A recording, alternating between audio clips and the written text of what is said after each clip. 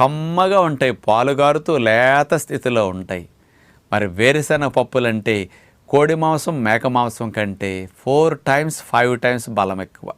పచ్చివైతే 4 రెట్లు బలం ఎక్కువ, ఎండు పల్లీలైతే 5 times బలం ఎక్కువ.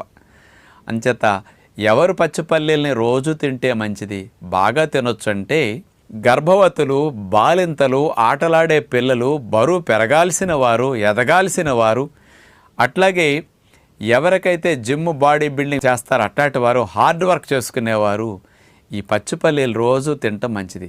నేను 35-40 సంవత్సరాల నుంచి పచ్చి పల్లీ కనపడితే మార్కెట్లో వదలను. సంవత్సరంలో 10 నెలలు కొని తెచ్చుకు తింటుంటా.